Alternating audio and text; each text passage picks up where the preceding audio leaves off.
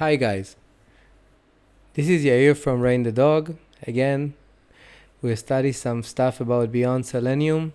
If you want to extend your Selenium capabilities and you want to study some new stuff and be just the best automation developer out there, you should follow our channel. In the previous lecture, we've developed a new way of thinking of how to interact with elements. We called it getSubElement. And we also transferred all of our previous written methods to a dedicated class called Common Actions. Today we will study how to override basic Selenium actions. For example, we've interacted with Selenium in the last time and we wanted to get text and we wanted to click. But we interacted with Selenium directly. Some of you guys probably already know that in this way we might bump into exceptions, and also it might not give us the result that we want. For instance, let's say I'm clicking on an element and this element wasn't found. In most cases, I would prefer to get some kind of response from my method, such as a false or true, like a Boolean value, instead of just getting an exception, and then I can decide if I want to do something with that, if I want to fail my test or I want to move on and do something else or reattempt to click on it. In order to do so, we'll start by overriding the click, and then we'll override the getText. The getText will be a bit more sophisticated, as we will see. So let's start working. Let's open Common Actions.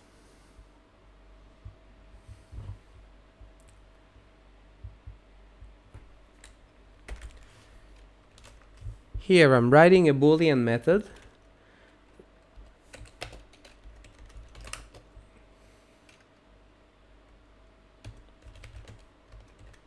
It's called click on element.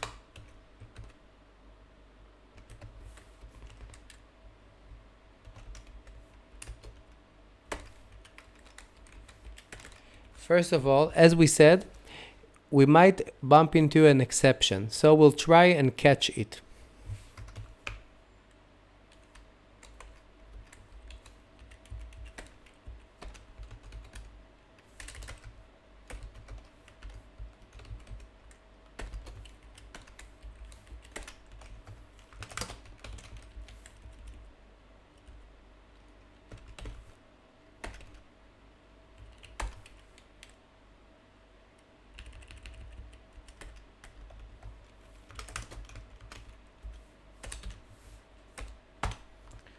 Okay, let's overview it.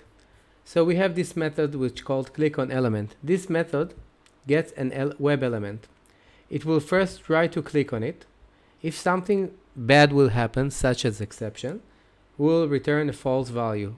Of course, we can print the stack trace, we can do other stuff, but for simplicity reasons, we'll just return a false value. If everything will be okay, we'll return a true value.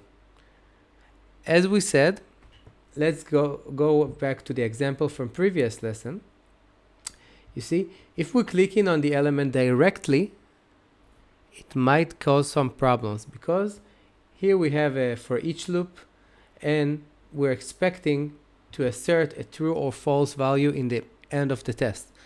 If something would happen in the middle, the test will just be failed and we might not get the desired fail message that we expected from the beginning. So the best way is to take control over your tests. Never miss something that happened out of the scope of your work.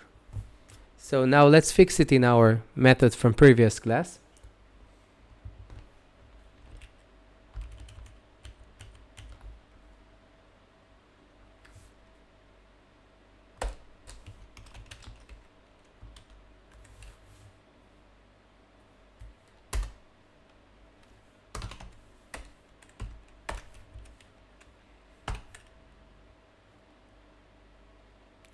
By the way, because it's returning a true value, okay, We can also, instead of found, we can return this value into found. That way, if the click was successful, we'll get a true value. Anyway, we're breaking out of the loop because we found the element, but let's say the click was failed. We can have another assertion here and assert specifically on the click. For simplicity, we'll skip that part. If the click was failed, in the end, we'll have a false value, and the assertion here will provide us with the proper message. Now let's do the same thing for the get text. As I promised, the get text will be a little bit more sophisticated.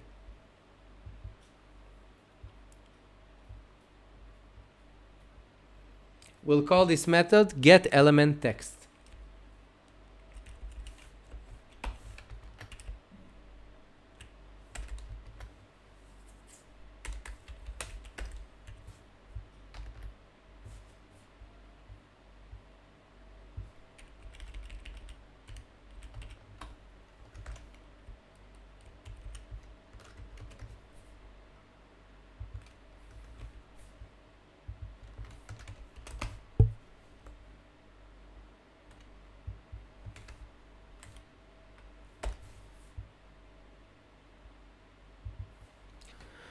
Okay, here we need to decide which value we want to return.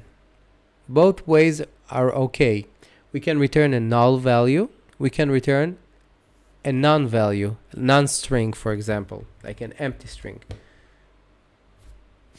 I will prefer to return just the empty string, so we won't make a mistake of trying to maybe activate a method on the string that we got, and then we'll get a null pointer exception.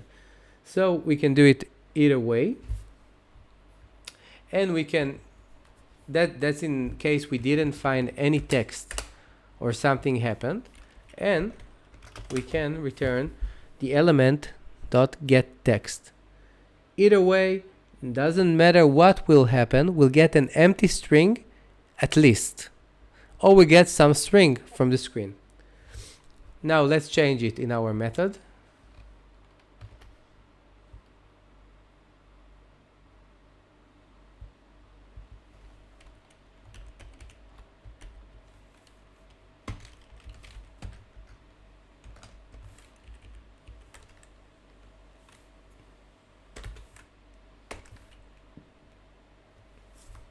As you can see, I made the right choice by not returning a null value, because I'm in my if statement, I'm getting the get element text, and then I'm asking if it's equals to sports.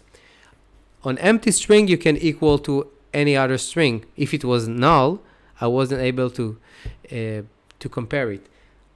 So I would need to switch between the two strings, or not to use the null, not to use the equals. Thank you for listening. In the next lecture, we will study how to insert text and validate the text that we inserted. That way, we would be able to override very basic Selenium action and get a very nice and sophisticated result. Bye for now.